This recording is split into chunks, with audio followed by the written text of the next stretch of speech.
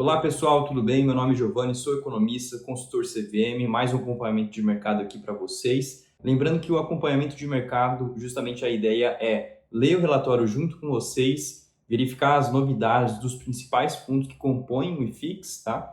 E a gente consegue visualizar aqui em relação principalmente ao PVP, né, o valor patrimonial, último rendimento, dividendos. E toda terça-feira da semana eu vou e analiso junto com vocês. Lembrando que eu soltei um vídeo na semana passada sobre os fundos Kinea, então tem vários fundos aqui que são, né, da gestão Kinea, que a gente não vai ver os relatórios gerenciais, porque eu já fiz um vídeo anterior comentando sobre, tá? Então o Canip, o KNRI, o KNCR, por exemplo, seriam alguns dos fundos que a gente já comentou na semana passada, beleza? Vamos ao que interessa. Então, primeiro, de qualquer forma, a gente vai passar por esses fundos, tá?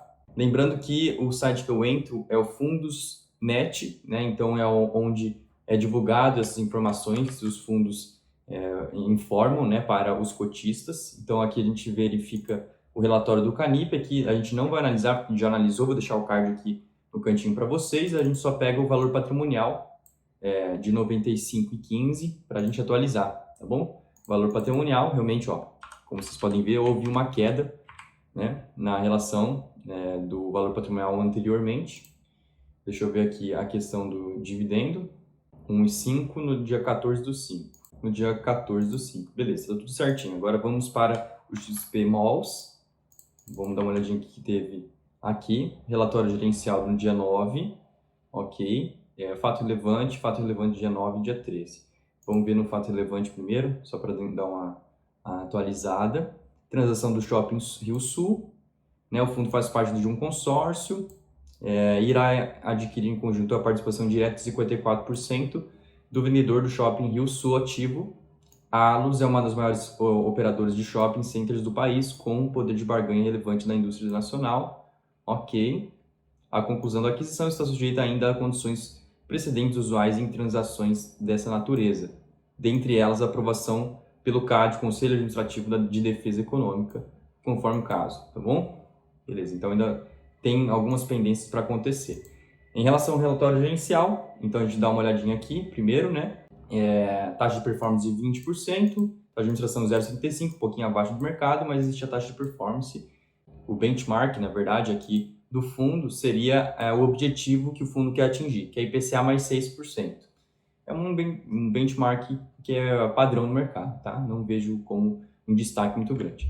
Comentário do gestor, pelo menos o que ele está falando seria um aumento ali das vendas, 3,8% das vendas, né, de chocolates no campo macroeconômico, que abriu tivemos uma maior volatilidade nos mercados devido à alteração nas projeções do governo para o superávit primário dos próximos anos.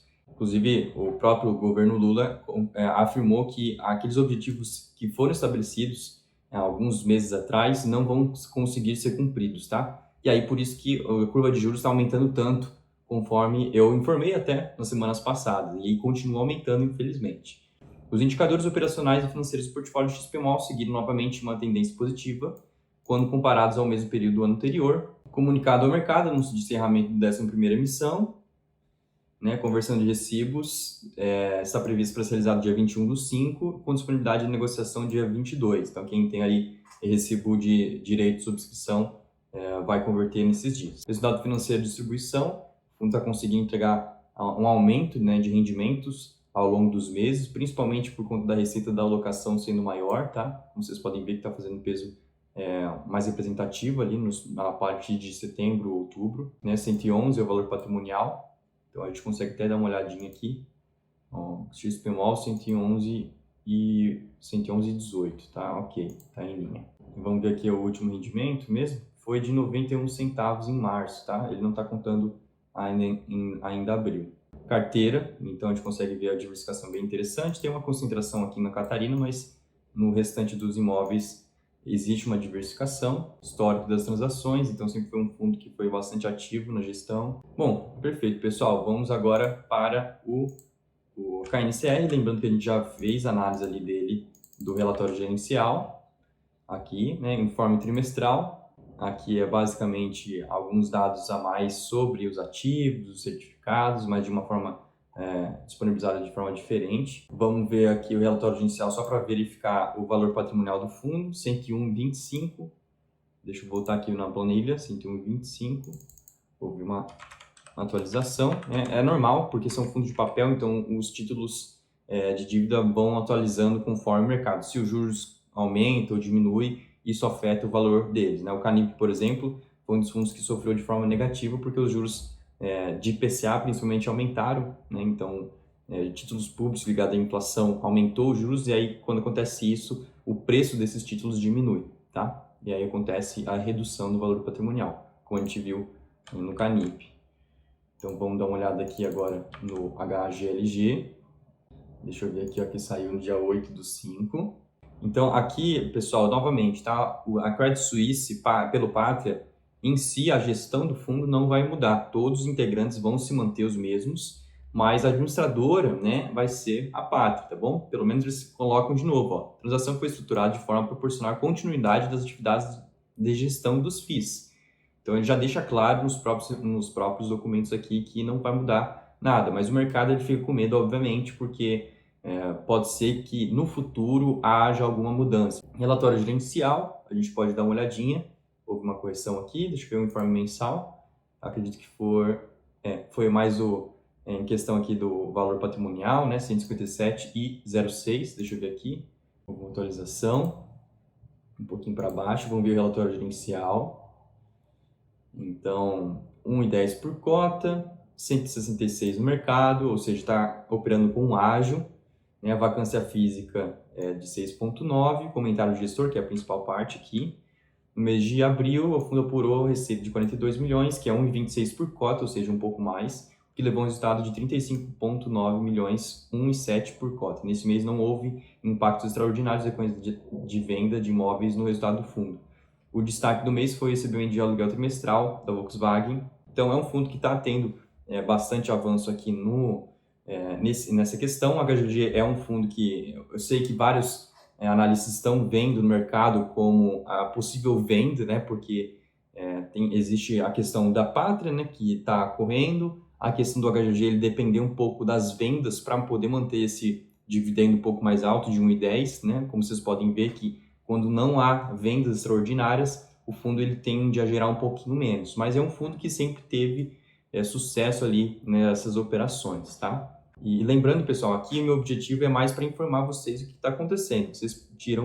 Vocês que devem tirar suas próprias conclusões, tá? Bom, comercial tiveram redução das vacâncias por conta desses dois aqui inquilinos, né, da Shopee e do EBEG, ok? Os resultados do fundo, vamos dar uma olhadinha aqui. Vacância, carência e desconto, né? O fundo ele é alavancado, então ele tem uma necessidade realmente de fazer operações que tenham que gerar um resultado positivo, né? Para ele poder pagar poder pagar as dívidas. Resultado acumulado do fundo. Então é um fundo que está utilizando ali a gordurinha, está queimando. Como vocês podem ver, ó, o ganho de capital faz com que o fundo consiga ter resultados positivos, tá? E ele fazendo 1 a cada 6 meses já é uma medida que consegue trazer resultado muito positivo para o fundo, tá bom? A gente consegue ver que o HGLG ele consegue ter uma rentabilidade muito boa no longo prazo, né, o CDI bruto. Né? Muita gente fala assim, nossa, mas por que eu vou investir no HGLG ou fundos que pagam menos que a renda fixa mensalmente?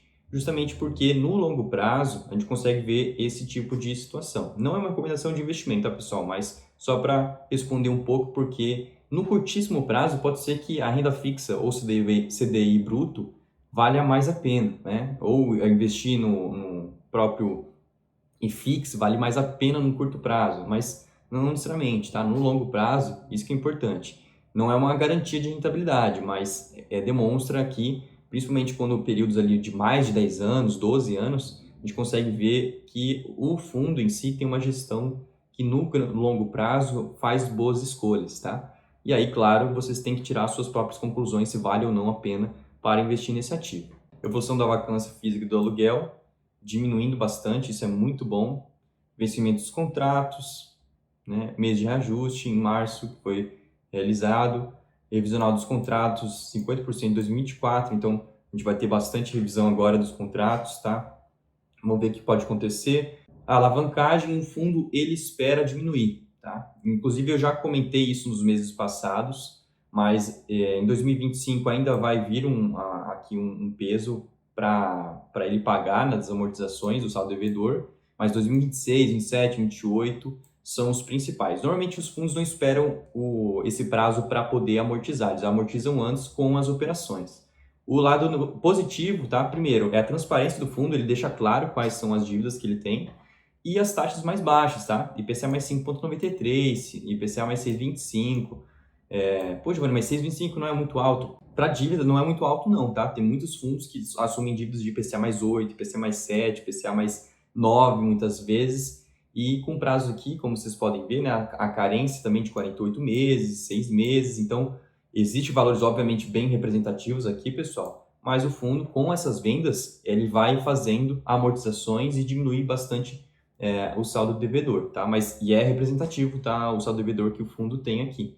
Mas como vocês podem ver, que é diluído ao longo dos anos e com a gestão que faz operações que tem um ganho de capital relevante, isso deve ser algo que o fundo consiga compensar, tá bom? Não é uma garantia, obviamente. Aqui, obras em desenvolvimento, né? Então, obras que estão sendo executadas e devem ser vendidas mais para frente ou gerar uma renda mais para frente. Né? Então, exposição do fundo em desenvolvimento. Então, houve uma redução aqui, justamente por conta de vendas. Perfeito. Pessoal, para a gente não se estender muito aqui, bom, sobre o fundo KNRI, não tivemos nada nessa semana. Vamos fundo BTLG, comunicado ao mercado, dia 8/5.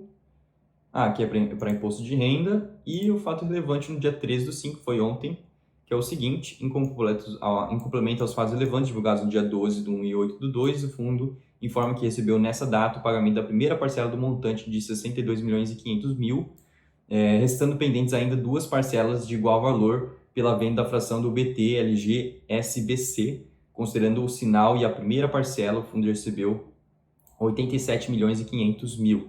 Inclusive, eu comentei algumas semanas atrás sobre essa operação também. Vamos para o FISC, fundo de shopping, bastante comunicado ao mercado. Vamos dar uma olhadinha aqui. Aqui eu acredito que eu já tenha lido para vocês na semana passada. Esse aqui, vamos ver. Impactos nos ativos localizados no Rio Grande do Sul.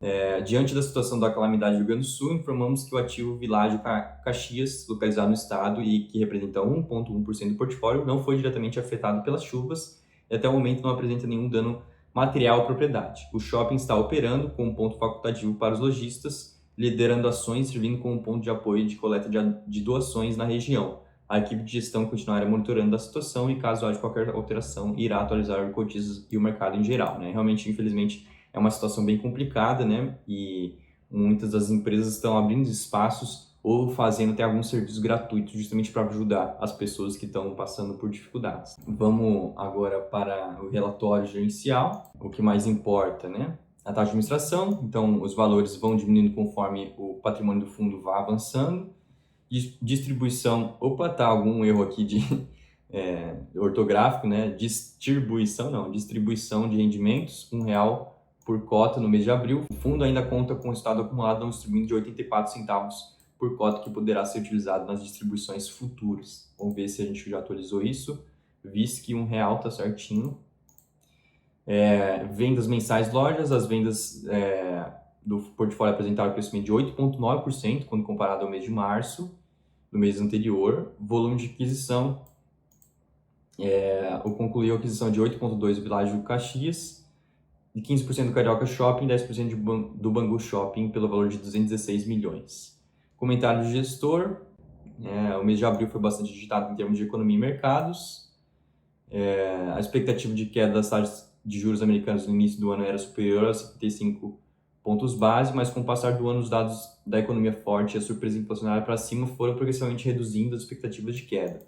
Aqui, pessoal, tentando resumir, tá? É basicamente o seguinte: se os juros lá de fora está muito alto, o juros real, ou seja, os juros acima da inflação da economia, é de 4%, por exemplo, lá nos Estados Unidos. Se a taxa de juros real aqui no Brasil for de 4% acima da inflação, quer dizer que a taxa, a rentabilidade real dos dois países é a mesma.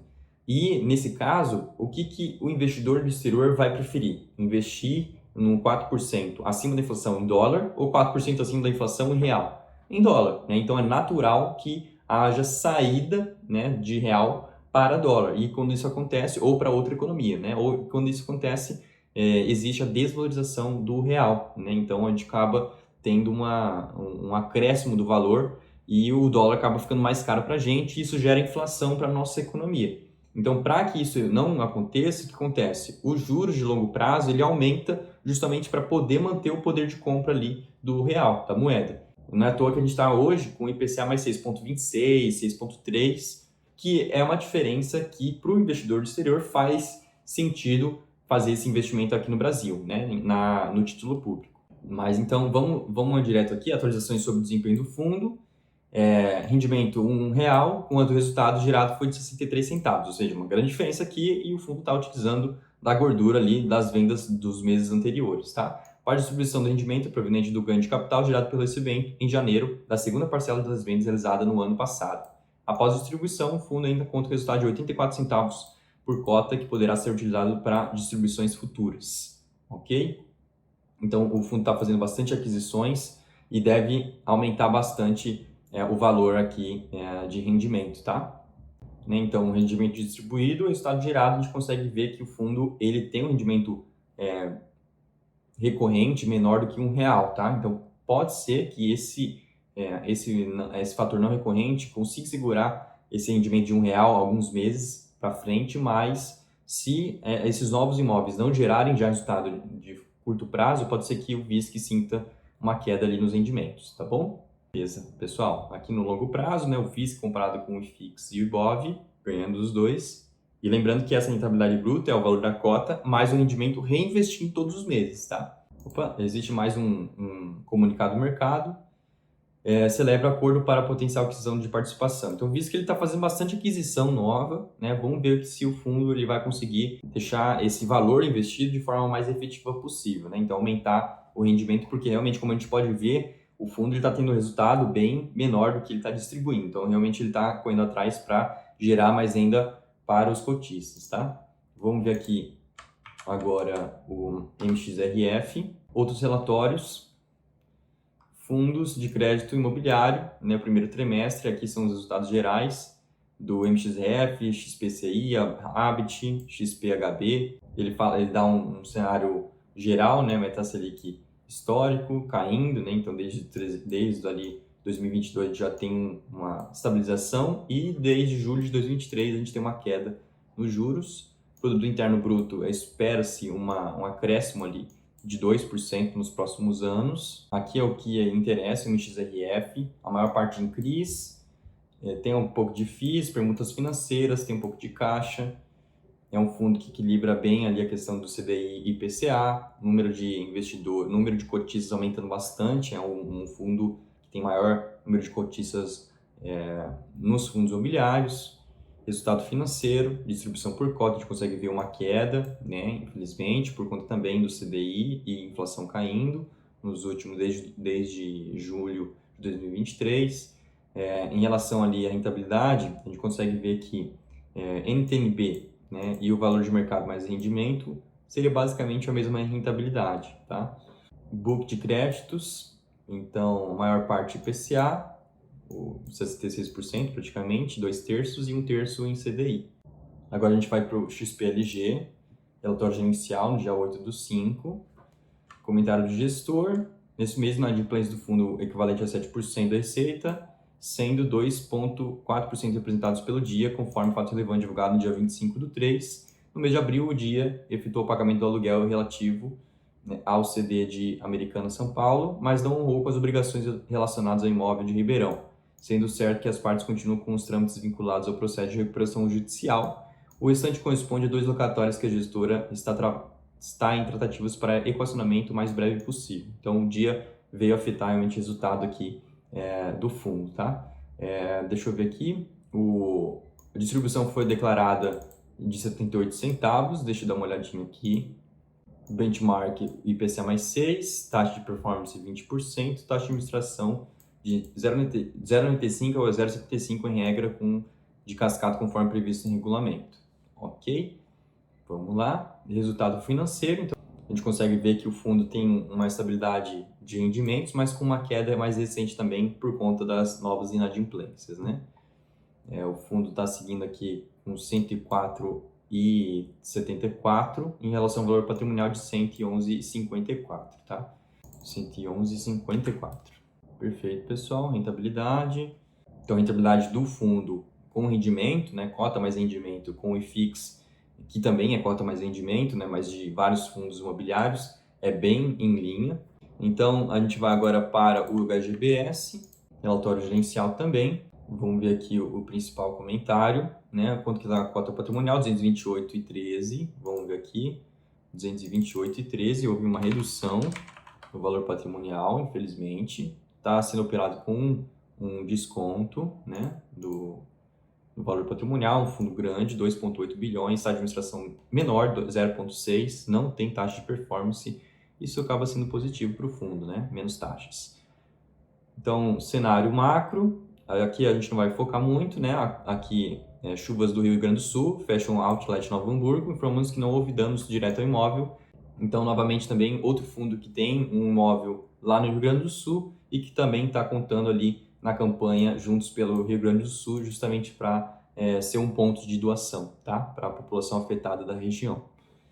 Então, além disso, né, monitoramento, segundo os dados, o mercado de shoppings aumentou 3,2% quando comparação a 2023. Variação das vendas, a gente consegue ver variação real e nominal. Aqui o nominal, lembrando, é o valor em si e o real é descontando da inflação, tá? Então, descontando a inflação está num valor negativo, infelizmente. Média de vacância mantendo desde o último ano, né? Nos últimos 12 meses, pelo menos. Conclusão da aquisição do Shopping Jardim Sul. FLRP, sexta emissão de cotas. Bom, a HGBS ele possui uma participação de 70% do FLRP, que por sua vez possui uma participação de 35% do Floripa Shopping. A emissão possui um montante de 18,5 milhões, conforme a proposta da gestora. Os recursos serão usados para a reposição de caixa do fundo e investimento na expansão da BL do empreendimento. Houve um aumento, né, nas vendas totais, isso é muito bom. Regime de caixa também houve um aumento pequeno, mas houve. Inadimplência líquida, houve uma diminuição, ou seja, o fundo está conseguindo melhorar alguns indicadores também.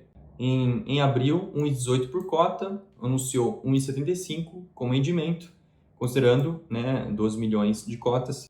Pessoal, então o resultado gerado em rendimento distribuído, o fundo está distribuindo mais do que está gerando no último mês, justamente porque ele tem ali um ganho de capital acumulado dos meses anteriores, né? Como a gente consegue ver aqui, ó, resultado acumulado 2,17, né, 1,60 agora, né, justamente utilizando esse valor para pagamento para os cotistas. Também um outro fundo que depende de ganho de capital para poder manter ali uma rentabilidade um pouco maior, que gira na faixa de 1,26, 1,30, tá? Então, é um fundo que depende bastante de resultado financeiro e resultado de operações. Bom, pessoal, seria basicamente isso. Vamos agora para o próximo, que seria o IRDM. Vamos dar uma olhadinha aqui. Dia 8/5, comunicado ao mercado, de imposto de renda, informes periódicos. Aqui a gente consegue visualizar os ativos, né? A gente consegue ver aqui, ó, rendimentos e amortizações. O fundo veio distribuir dia 10/5 e 17/5. Vamos anotar aqui, dia útil. É mais ou menos para vocês saberem, né? O relatório gerencial, vamos dar uma olhadinha aqui. Relatório gerencial no dia 10/5. Aqui eu vou atualizando junto com vocês, tá, pessoal? Então, o último rendimento também foi aqui 81 centavos. E agora a gente vai ver o relatório do fundo, tá? Comentário mensal, rendimento foi de 81 centavos, 123% CDI. É importante saber que o valor total gerado foi de aproximadamente de 86 centavos e retido 5 centavos por cota para os próximos pagamentos. A equipe de gestão decidiu manter a política de retenção de parte do resultado distribuível, visando mitigar possíveis impactos de amortizações e inadimplências. Como resultado, o fundo já acumulou uma reserva de 23 centavos por cota.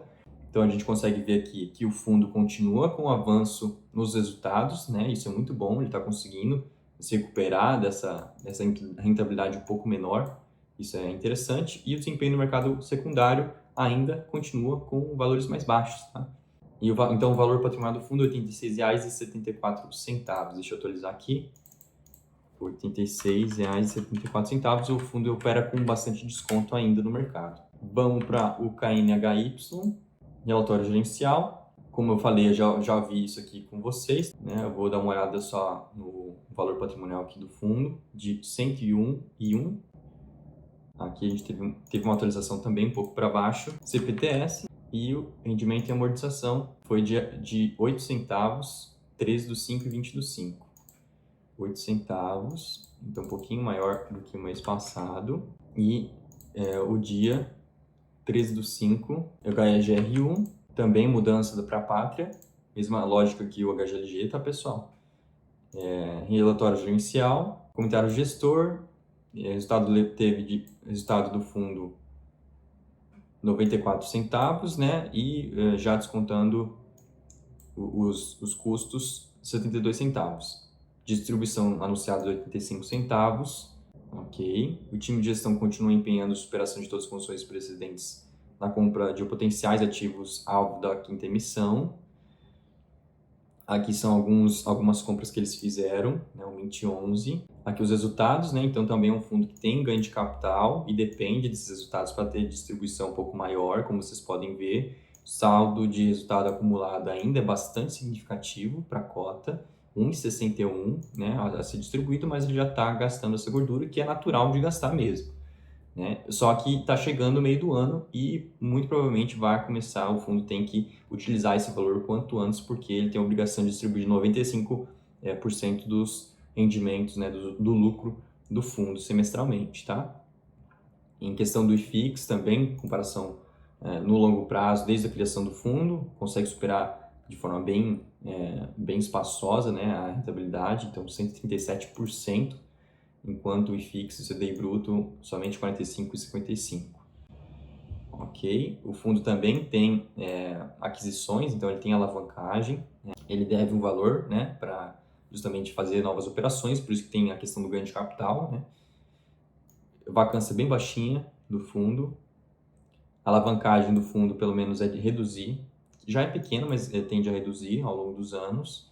Gráfico de amortização, 2024 é um dos menores valores para amortização, então o fundo precisa ter um estado gerado, então pode ser que ele utilize esse valor ali de ganho de capital para fazer amortizações, né, ou aumentar as carências ali de pagamentos. Bom, aqui a gente consegue ver algumas taxas, né? Aqui a gente consegue ver a taxa da dívida, 6,5, PCA mais 6,5, é uma taxa relativamente baixa também. Ok? Vamos seguir informe periódico, estruturado mensal. Aqui a gente só vê mais o valor patrimonial, 125,97.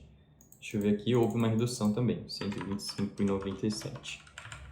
TIGAR, não temos nada do TIGAR, RECR, relatório gerencial, rendimento no dia 8 foi de 1,29. 1,29, vamos aqui colocar 1,29. Foi qual dia? Dia 8 e 15, ok. Agora a gente vai ver o valor patrimonial também do fundo, né, já que ele divulgou o relatório gerencial, 93,54 por cota, 93,54 por cota de valor patrimonial. Rentabilidade alvo IMAB mais 1% ao ano, que é uma rentabilidade interessante, tá? IMAB normalmente é mais ou menos IPCA mais 6, 6,4, 6,5. Mercado R$ 88,00, né? Então está descontado em relação ao valor patrimonial. Resultado no mês foi de 1,29, né? Quando comparado ao valor da cota de fechamento, o dividendo de 1,46%, dividendo anualizado de 17,57%. Resultados dos últimos 12 meses, desde o IPO, acumulados dos últimos 12 meses, a distribuição de rendimento foi de R$ 10,43, e o fundo, entre dezembro de 2017 e abril de 2024, um montante acumulado de 109% sobre a cota de R$ 100, enquanto o CDI de 51,3%. Alocações, o fundo adquiriu cotas do CRI H2 Energy, realiza 3, do CRI Rock Panambi e Matarazzo também.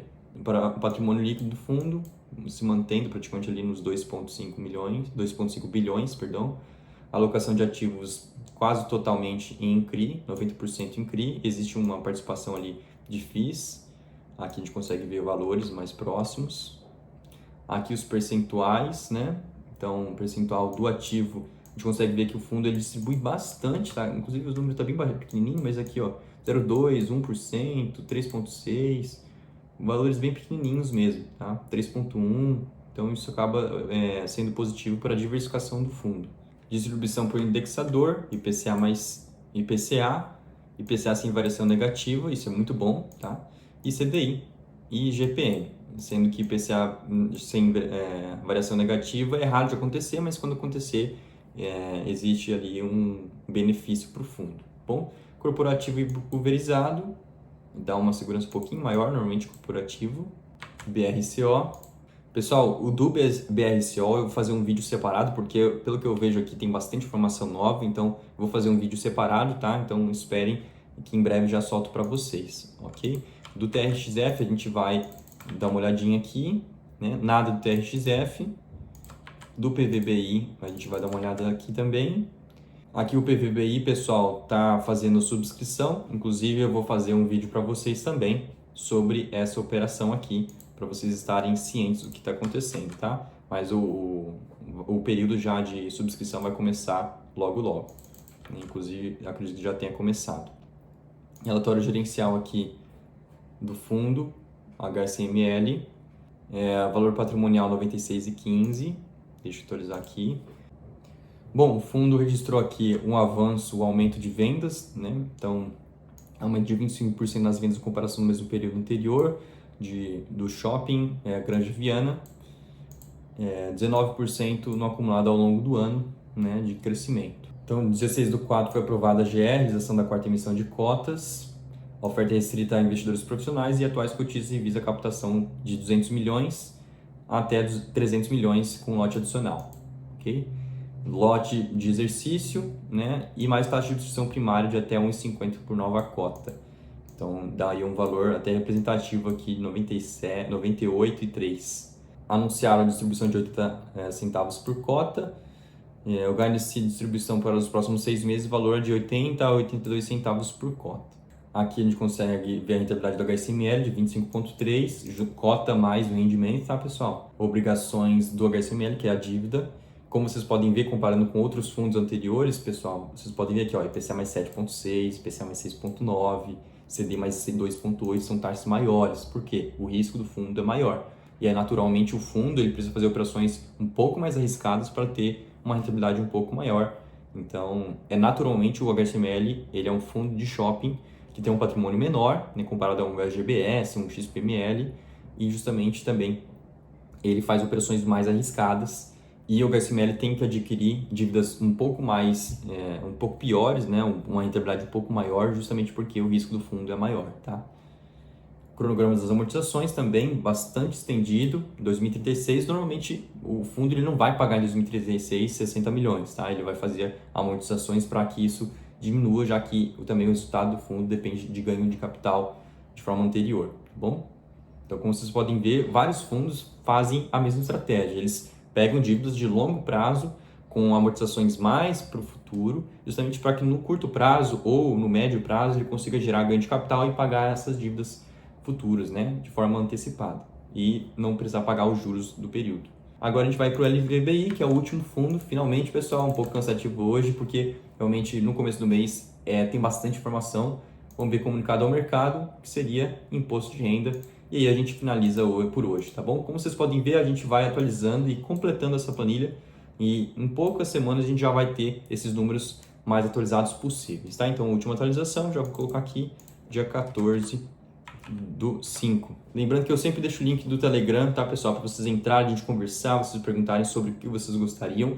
Eu sempre estou tentando fazer esse quadro aqui, manter toda terça para vocês, mas da mesma forma também reduzir um pouco do conteúdo que eu falo, justamente porque aqui a ideia é para passar as principais informações e não analisar caso a caso, né? Justamente para não ficar um vídeo de 1 hora para vocês. Tomara que tenha gostado do vídeo. Se você gosta do meu trabalho, por favor, deixe seu gostei, seu comentário, né? Se você quiser me apoiar também, aqui você pode fazer doações, dá um valeu aqui, fique à vontade, tá bom? Até a próxima semana e nessa semana, como eu falei, existem 2 vídeos que eu vou postar sobre o PVBI, por exemplo, e outros fundos que eu comentei aqui no vídeo para compartilhar com vocês do que está acontecendo, ok? Até mais e até o próximo vídeo.